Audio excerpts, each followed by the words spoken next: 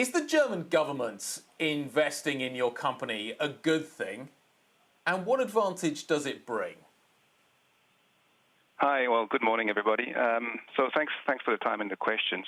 So yes, of course, it's a good thing to have, access to more liquidity as any biotech company, is looking for constant financing. So having I would say, a stable long-term shareholder is important to us.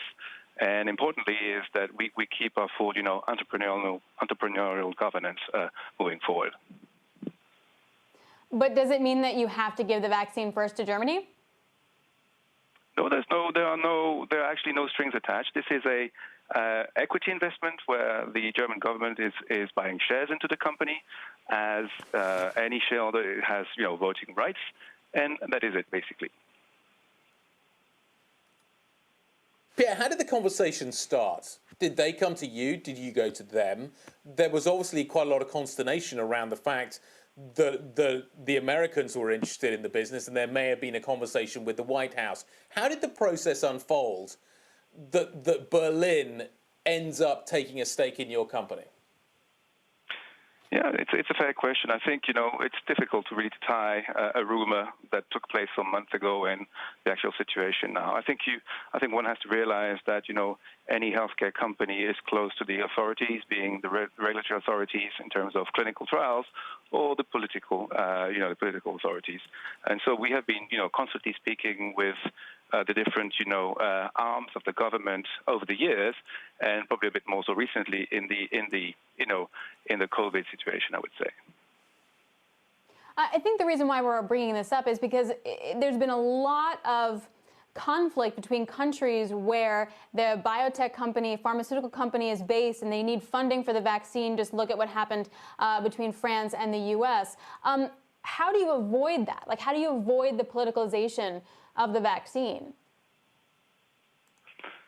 Well, yeah, it's a good question. I think we all are running forward to try and, provide vaccine to everybody in the world.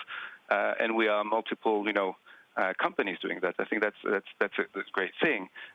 So here we're just talking about, an equity investment into a company which has a platform company which can do vaccines, which can do cancer vaccines or other, therapies. And so I think what I understand from, the German government investment is they see that this is a disruptive technology and that they want to make sure that the company has the means to reach to its goal. And so it is somewhat disconnected, strictly speaking, to COVID. Messenger RNA we don't yet have a messenger RNA vaccine. In fact, it's been incredibly tough to get regulatory clearance for a messenger RNA vaccine. How much progress are you making? My understanding is that you haven't started clinical trials yet. Can you just give us a kind of update in terms of the science as to where you are and your expectation of how the messenger RNA route is going, not just with you, but kind of with everybody? Sure. So we, every company takes its own, I would say, trajectory. We've been working on vaccines for more than 10 years now. And so we have, either data in man or data in the preclinical model across a wide array of different vaccine indications. And so we have decided on the very COVID efforts to focus, really on identifying the best, optimized messenger RNA construct that would be the most potent, gives the better immune response, but also that would be the easiest to manufacture. By doing that, we hope that we have a low-dose vaccine where at, ISO, I would say, production capacity, you have more shots available for subjects. So this is the path that we're taking. So we take a bit more time to start with, and hopefully we'll come out with a more potent vaccine as we move forward. So the plan is, of course, to go, very swiftly into the clinic.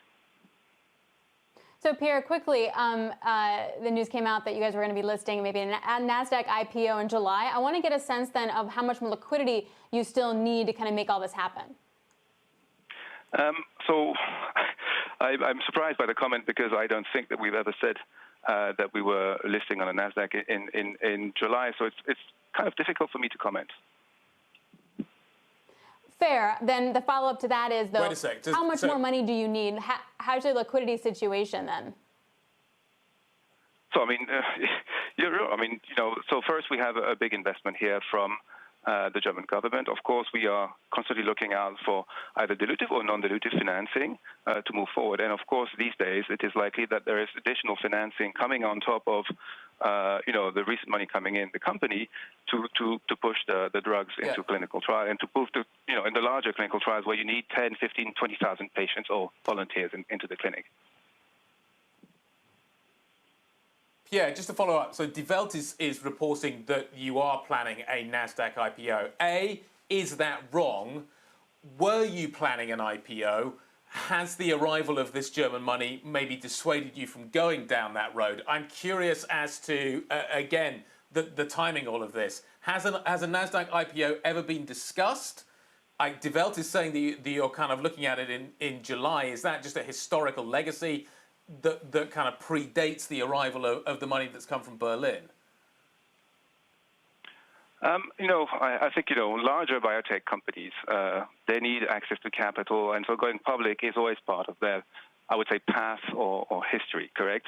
And so we certainly, have been, considering this path, of course.